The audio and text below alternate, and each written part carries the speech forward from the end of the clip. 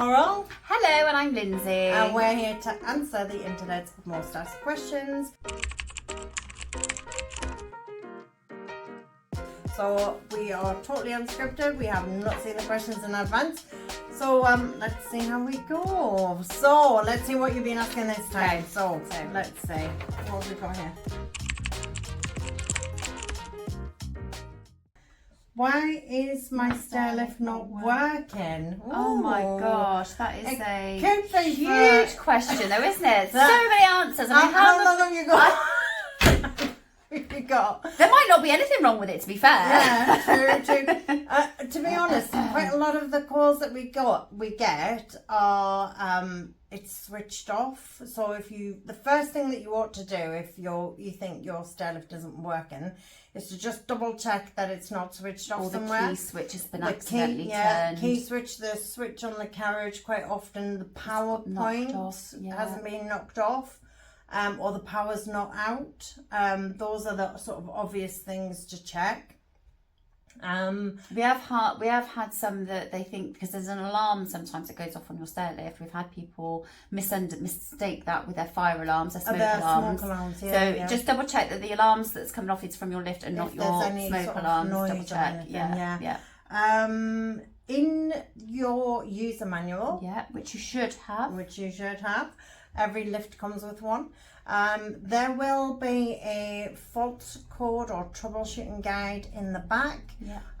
So you can refer to that to see what sort of, because sometimes stairlifts have like a diagnostics display board, and it will actually tell you what's wrong with the lift. If there's something wrong with it. I was going to say as well, just to double check that your swivel seat's locked in position as well, because that can sometimes be one of the things as to why the stairlift might not work, because it's not quite in the travel position. In the position. Stairlifts these days also need the seat belt on for it to work, with all the arms folded down and the footrest folded down. So just make sure you've got that as well. But like I said, have a quick look at the fault codes or the troubleshooting guide in the back of the user manual. And if you can't get it working, obviously we're not expecting you to get your toolboxes out. You shouldn't be doing that. Do not. Like Coral said, stick with the error codes. Have a little look. If it's like a slight safety edge that's got stuck that might just need releasing or something like that, then fine. But we wouldn't recommend, like Coral says, to get your toolbox out. We'd recommend try and fix something, because that could cause more damage. Absolutely. So if you do have a problem, with your stairlift, obviously we have a coverage area that we have, which you'll find on our website. Yeah, it's on our website. So just give us a call and we can have a look and see sort of what we can do for you. We can do most makes and models. So just give us a call and we've got a great team of engineers, more than happy to help. Fully trained on the models that we go to. So okay, let's go to the next question, shall we? Yes. Hopefully.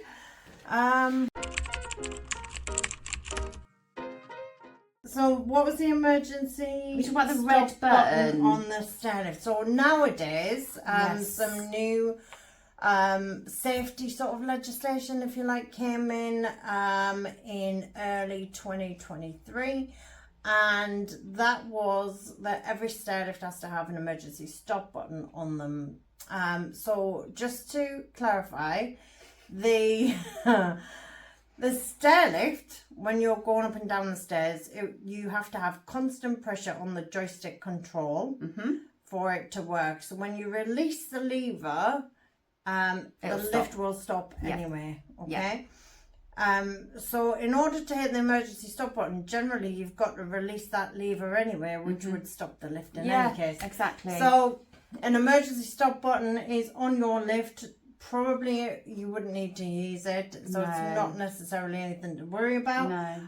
Because like I say, if you take your finger off the joystick, it will stop anyway.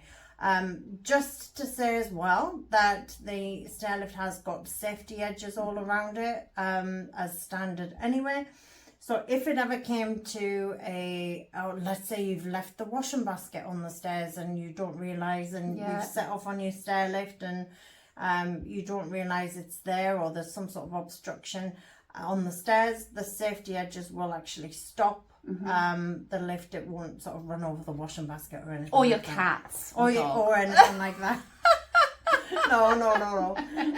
Poor thing. I remember when those emergency stop buttons first came out, I remember in aftercare we did get a lot more calls because they accidentally got hit. Oh, okay, so we'd have to say, that would be first line of question, do you have an emergency stop button? And if you go, well, yes, just press it again because it's obviously been activated by accident. So something to look out for anyway. That's quite a good question, actually. It is good. Cool. Okay, you answered it very well. Thanks. You think I've been doing this for a little while, wouldn't you? It shows. Okay, next question. How do I reset my Stairlift?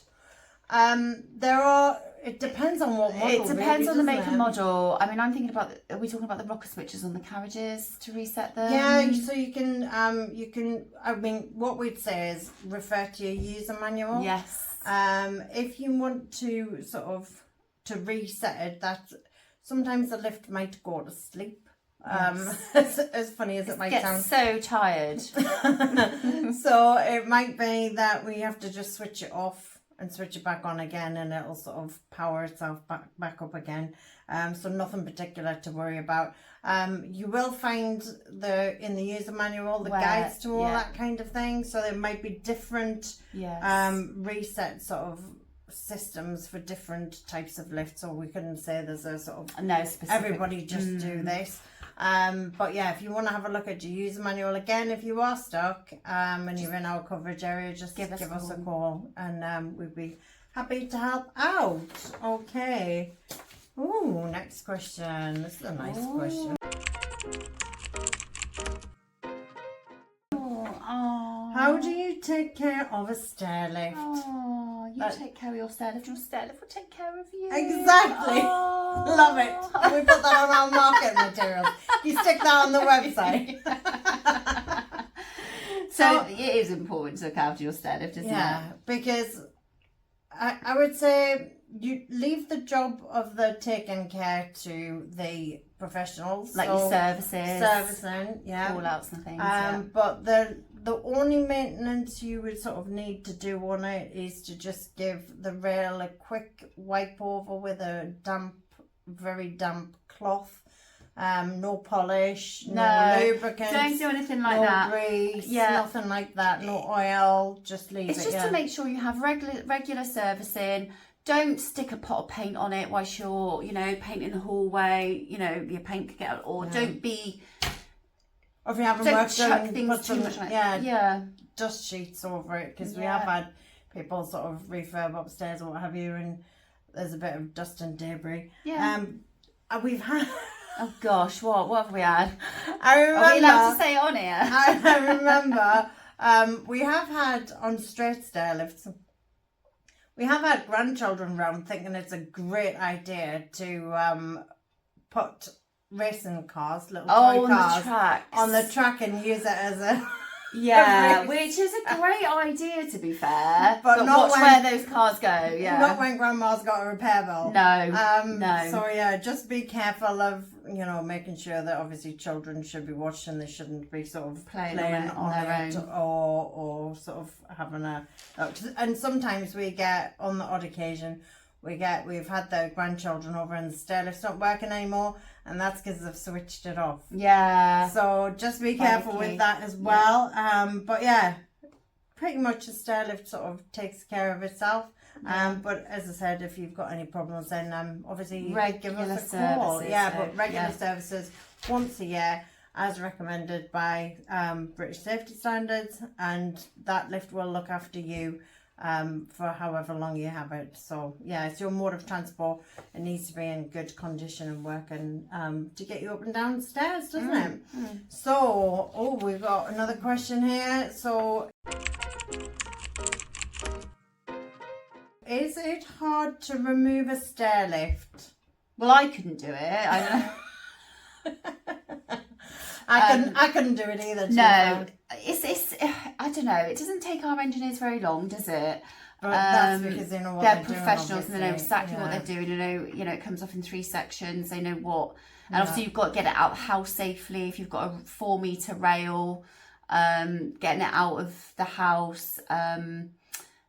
You wouldn't want to do it all in a winner, would you? Like, we've seen this. Some people have, in gardens where you've got the track, what we call the carriage that sits on the track, and then the seat that sits on the carriage.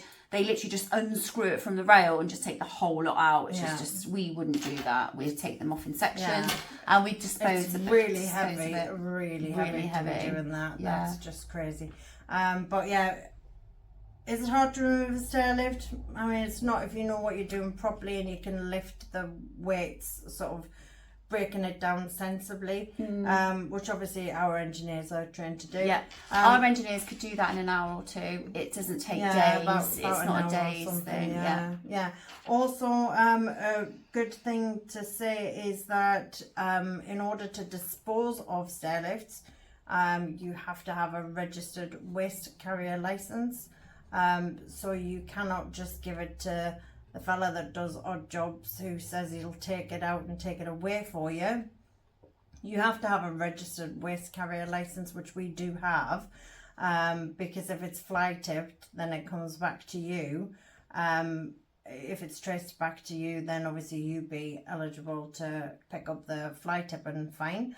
So yeah, we make sure that obviously all the lifts that we take out, if we can't reuse them, then they are environmentally disposed of. So we have different, we strip them down to different components. So the aluminiums or the plastics gets recycled, or the metal gets recycled, or the boards and everything inside the lift, the batteries even get recycled too.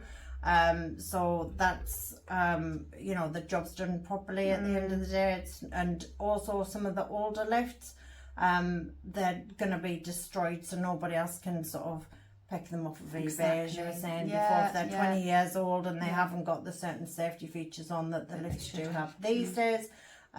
So yeah, good advice there, Coral. That was a longer question than I thought it was going to be. A lot of good advice in there, that they can't just be fly tipped away and that sort of thing, and that these people need to have a special license to get rid of them. So do check about that waste carrier license. Do check about that, because then you may be liable for a bill that you don't want. Well, I think that's it. We've exhausted the questions for today. That was a good question to end on, I think. It was, wasn't it? So now let's dispose of us. What? Oh my. Okay then, we'll go and dispose of ourselves, and we'll see you in the next video. So don't forget to subscribe to our channel and like our videos, and we can create more great content for you. We'll see you in the next video. Bye. Bye.